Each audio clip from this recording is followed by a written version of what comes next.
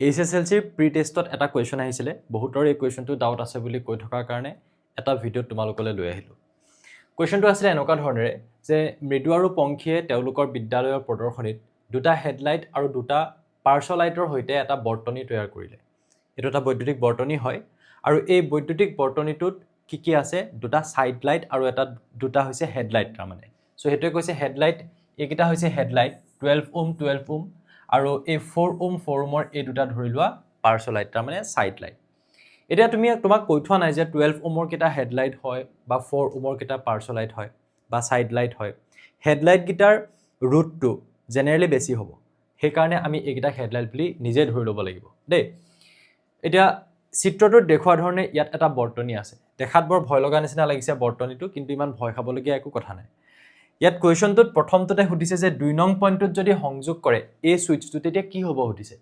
ইয়াত এই সুইচটো হৈছে এইটো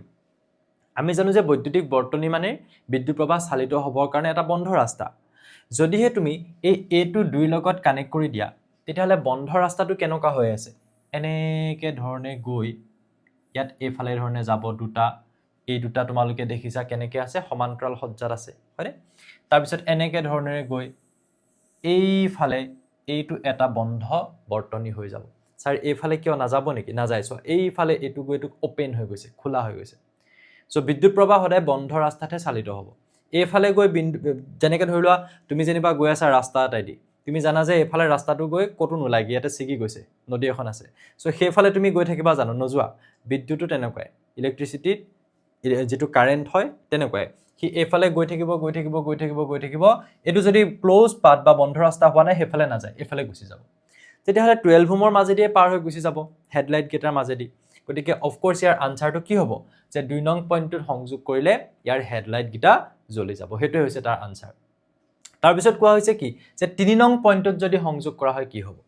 এতিয়া তোমালোকে 3 নং পইণ্টটো দেখিছা এইটো সো বৰ্তনীটো এনেকুৱা ধৰণে বনিব এইটো হ'ব বৰ্তনী ইয়াৰ মাজেদি দুটা কাৰেন্ট যাব কিয়নো এইটো সমান্তৰাল সজ্জাত আছে তাৰ পিছত এনেকে ধৰণে গৈ এইটো এটা কমপ্লিট সাৰ্কিট বা এটা বন্ধ বৰ্তনী হ'ব এইফালে দিয়া কো না যায়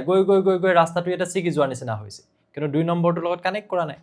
গতিকে এই ক্ষেত্ৰত কাৰ মাজেদি কাৰেন্ট পাৰ হৈ যাব এই 4 ওম পাৰ্শ্বলাইট কিটা বা সাইড লাইট কিটাৰ মাজেদি গতিকে আমি কি বুলি কম আমি কম যে 2-3 নং পইণ্টত যদি সংযোগ কৰা হয় তেতিয়াহলে তাৰ পাৰ্শ্বলাইট কিটা জ্বলি উঠিব হেতু এটা আনসাৰ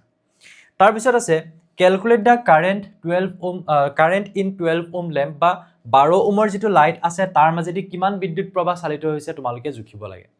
এটা 12 ওমৰ মাজেদি বুলি কওঁতে এইটো ষ্টুডেন্ট বিলাকৰ এটা প্ৰবলেম হৈছে মানে কনফিউজন এটা আহিছে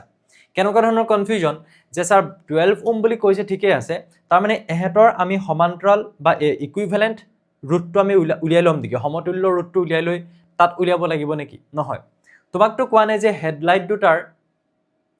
যেটো সমতুল্য ৰুট হেতু কিমান হ'ব এনেকে কোৱা নাই তোমাক জাস্ট কৈছে যে 12 ওমৰ ল্যাম্পটোত কিমান হ'ব ৰুট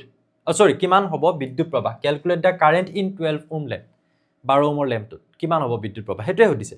সো তুমি সিম্পলি কি লগাই দিবা v is equals to ir এক মিনিট হা তুমি কি লগাই দিবা v is equals to ir মই ইয়াতে দেখাই দিলো